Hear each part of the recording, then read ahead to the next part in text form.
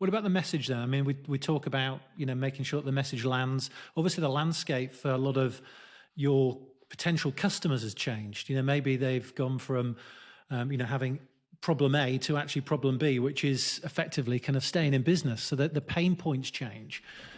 What do you think marketers could do perhaps to sharpen the message during this time as well?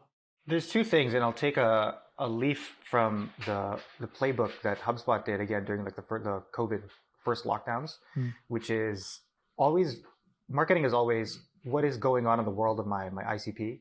How has their worldview changed? What's top of mind for them?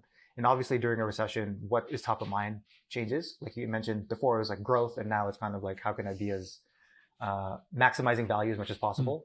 So the hero copy on your homepage could change. Your SDR outreach copy could change. What you do in your performance marketing, your paid social, the offers that you're putting out there. That in theory should change if your customer is really affected by the recession. And the other part, which is again a bit kind of a zoom out change in mentality of this, is maybe your customer is just not ready to buy at this moment. And so one of the things that I really love that we did at HubSpot is like we recognize that budgets are smaller, people are more conservative, they're more afraid of investing in a solution that would be a significant budget cut, a budget hit.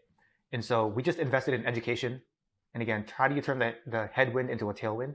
So we did like a series of webinars about how to deal with recessions, what other companies are doing. We connected people with each other. And so I think there's a short, quick answer to that and a long answer. So the short answer being, how can you adapt your copywriting just to make sure it reflects the new conditions that your target market is going through? And the longer answer is, maybe there's a way for you to step back and build trust by not trying to be actively salesy to them, and just getting on their side and giving them tools and education to make sure that they feel more confident coming out of it. And with the companies that you've worked with then, is that something a marketeer would do? Would they go so far as jumping on some calls with some customers then, or is that done by somebody else typically?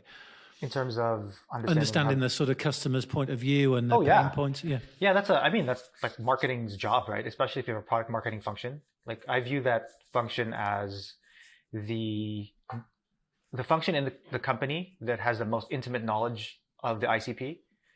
So that sits within marketing. And so it's definitely marketing's job to be leading the thought internally around how the worldview of the target audience is changing.